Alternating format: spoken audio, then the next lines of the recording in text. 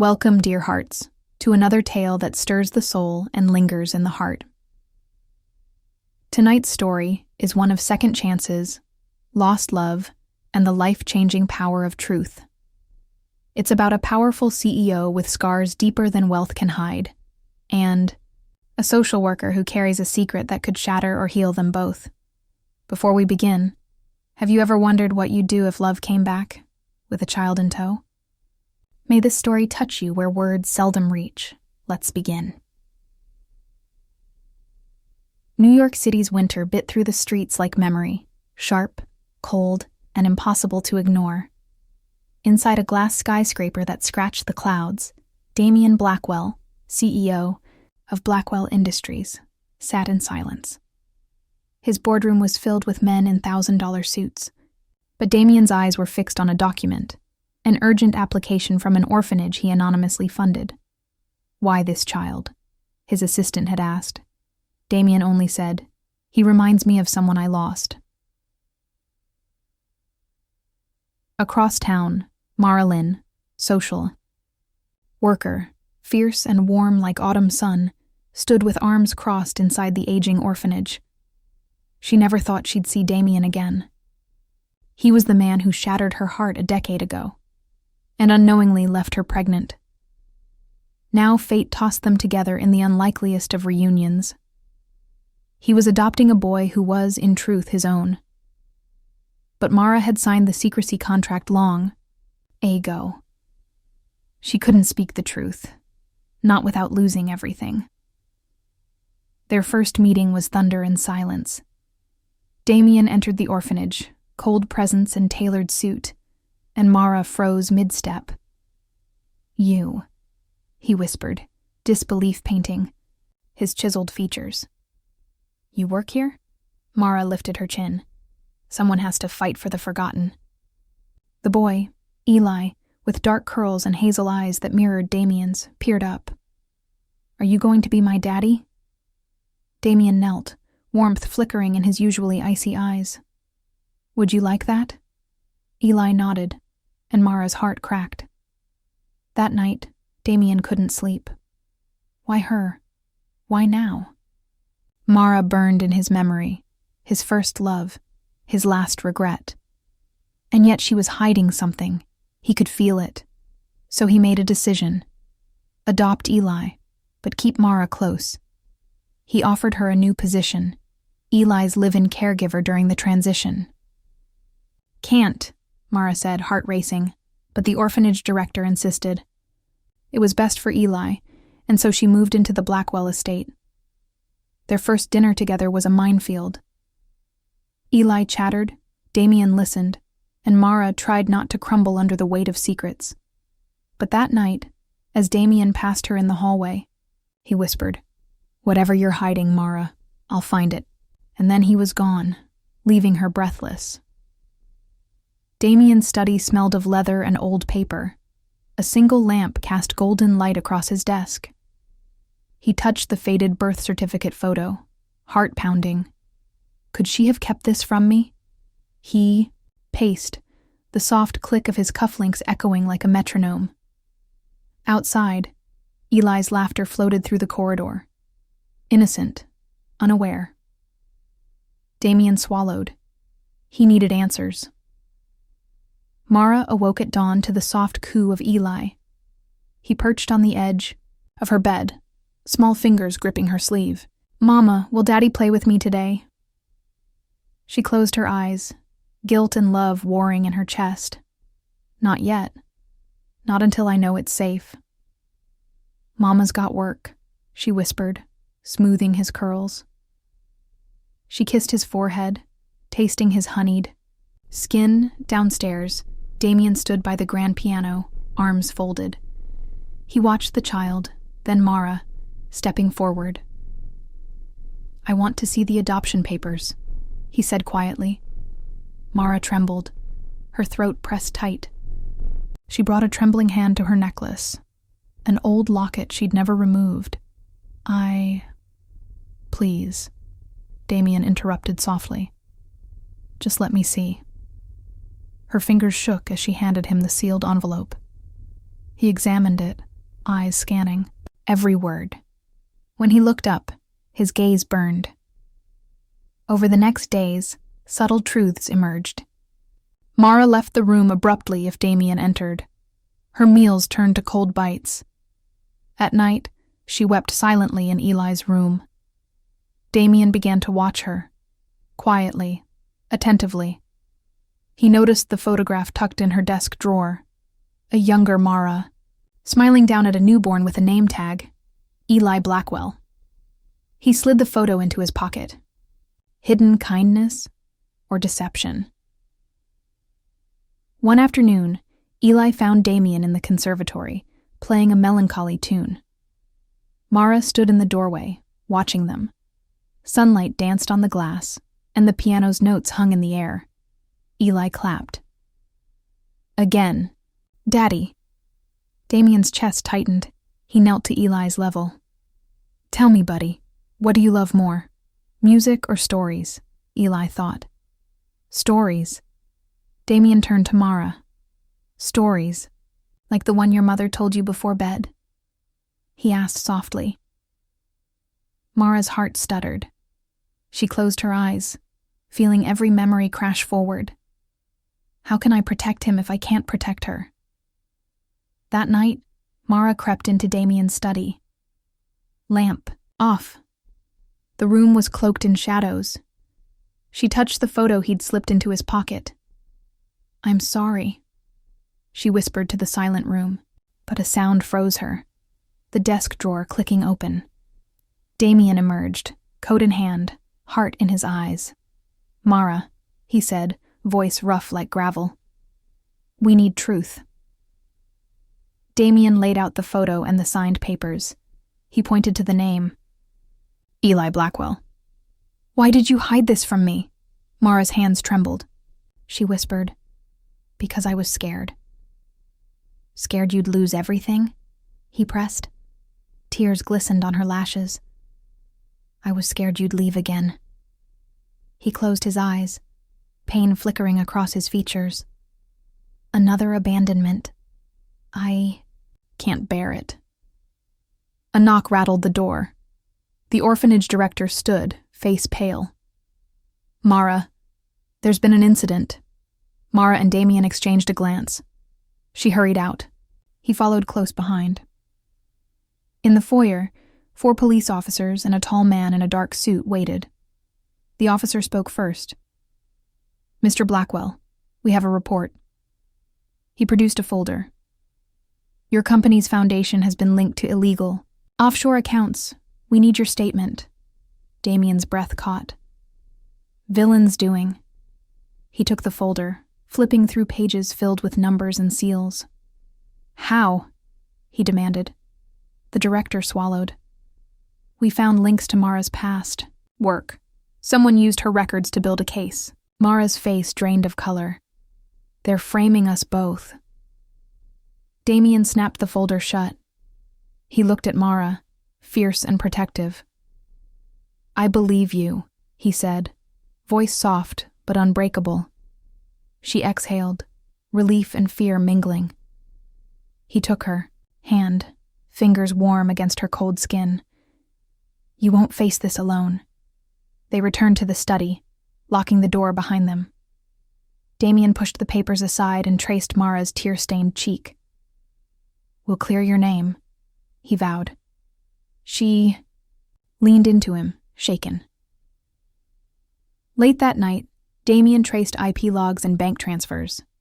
He uncovered a shell corporation tied to the orphanage villain, Roderick Stewart, Mara's ex-fiancé and board member. Board minutes revealed his motive: revenge. Mara had left him years ago, refusing to marry under his family's terms. He'd return to control, sabotage, and reclaim what he believed was his right. Damien's jaw clenched. I'll expose him, he whispered. And in the silent room, Mara's heart beat hope. The Blackwell estate lay in darkness, its grandeur swallowed by ominous silence. Damien's heart thundered as he guided Eli through the shadowed halls. Footsteps, soft, deliberate, echoed from above. Roderick's here. He swept Eli into his arms. "Stay behind me," he whispered, voice low and protective. In the master suite, Mara pressed her back to the door, breath shallow. Her phone lay on the dresser, dead battery. She'd come alone to meet Roderick, hoping to trade herself for Eli's safety. A heavy knock sounded. She steeled herself, stepping forward. The door burst open. Roderick Stewart stood framed in the doorway, tall, cruel smile playing on his lips. Behind him, 2 men in dark suits held ropes. "Mara," he purred. "You betrayed me. Now you'll watch as the boy suffers." Mara's chest tightened. "Let him go," she begged. "Take me instead." Roderick laughed. "Oh, I intend to." He motioned, and the men advanced toward Eli's room. Damien burst. Through the corridor, Eli tucked under one arm. He charged at Roderick, fury igniting every muscle. Roderick's men lunged. A violent scuffle erupted. Chairs toppled, glass shattered. Mara screamed and dove forward, pushing Eli out of the way. A gunshot ripped through the air. Pain exploded in Mara's side. She collapsed, crimson spreading across her blouse. Eli clutched her, tears streaming. "Mommy!" Damien froze, horror washing over him. Roderick's pistol clattered to the floor as he smirked. "You should have stayed away, Blackwell." Damien dropped the men and cradled Mara. "Stay with me," he pleaded, pressing his coat into her wound. Mara's vision blurred. He'll save Eli. But at what cost? Outside, sirens wailed. Damien had triggered the panic alarm. Footsteps thudded closer. He kissed Mara's forehead, eyes blazing with guilt and love. "Mara, fight," he ordered, voice trembling. She squeezed his hand, breath shallow. "I love you both." Then darkness claimed her. Damien carried Mara into the foyer as EMTs flooded in. He handed Eli to a paramedic who murmured gently, "We'll take care of him." Damien knelt beside Mara, watching as they loaded her onto a stretcher. She reached up, fingers brushing his cheek. "Protect him," she whispered, voice fading. He pressed his lips to her hand. "I promise." In the ER, fluorescent lights hummed over steel gurneys. Damien paced, heart splitting, with every beep and whoosh. The doctor emerged, face grave. "Mr. Blackwell, she's lost a lot of blood. We're doing everything." Damien's chest tightened. "Is she?" The doctor's eyes dipped. "She's critical, but stable, for now." Damien nodded, swallowing. He turned away, back straight. "I can't break now." Eli sat on Damien's lap in the waiting room, clutching a plush bear Mara had knitted. "Where's Mommy?" he asked, voice small. Damien pulled him close, forcing calm in his voice. "She's very brave, buddy. She's fighting to get back to us." Eli's lip trembled. "Mama said I'm your son." A lump rose in Damien's throat. He stroked Eli's hair, fighting tears. "Yes, you are." Late that night, Damien slipped into Mara's darkened room. She lay unconscious, IVs snaking into her arms, monitor beeps echoing. He touched her hand, warmth still there. "This is my fault." He rummaged her purse, finding a small key and an envelope addressed to him in Mara's handwriting. Hands shaking, he unlocked the drawer in her bedside table. Inside lay a locket. Inside, a photo of Mara cradling newborn Eli, and a note. "Damien, if you're reading this, I'm fighting to stay. I never told you because I feared losing you again, but our son deserved a father. Please forgive me, and be the man he believes you are." A single tear slid down Damien's cheek. He pressed the locket to his heart. "I will save you both." At dawn's pale edge, Roderick's next message arrived. She dies at sunrise if you don't meet me alone at the pier. Damien clenched his fists. He looked at Eli, asleep on the sofa. I won't let him lose another parent. He rose, resolve hardening. Eli, he whispered, kissing the boy's brow. I'll be back soon, buddy. I promise. The morning wind whipped salt spray across Damien's face as he squared off against Roderick. Eli's soft sobs echoed from the dock's edge. Damien's chest tightened with purpose.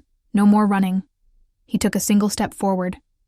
Let her go, he commanded, voice steady. Roderick smiled, twisting the chair's ropes. Prove it. Damien loosened the locket at his neck, opening it to reveal Mara and infant Eli's photograph. She's the mother of my son, he said. You killed her dreams once. Not again. Roderick's eyes flickered. He lunged, but Damien was faster. With a surge, Damien knocked the pistol from Roderick's hand and crushed his wrist against the bench, forcing a scream. Eli ran beside Mara's chair, clutching Damien's jacket. Damien knelt, cutting the ropes with a flick of his cufflink blade. Mara slumped forward, eyes fluttering open. Damien, she rasped, voice weak but alive. He lifted her gently, pressing a kiss to her brow. Keep fighting for us. Sirens wailed as police converged. Officers cuffed Roderick, reading his rights. Roderick spat threats. Damien watched, indomitable. Binksauer. At the hospital, Damien confronted the board of Blackwell Industries. He presented Roderick's forged documents linking the orphanage funds to illegal accounts. The board gasped, reputation restored. Damien canceled contracts tying Mara's name to any scandal. He turned to Mara, holding her hand. I'll carry your burdens as my own, he vowed. 2 days later, the sun bathed the orphanage courtyard in golden light. Damien led Mara and Eli to a newly built wing, plaque engraved, the Blackwell Lynn Hope Center. She gasped as orphans cheered, releasing white doves into the sky. Damien knelt, pulling a small box from his pocket. Inside lay a silver ring, set with a single sapphire. Mara Lynn, he said, voice trembling. My love for you is deeper than every wound we've borne. Will you marry me, this time, without secrets? Tears pooled in her eyes.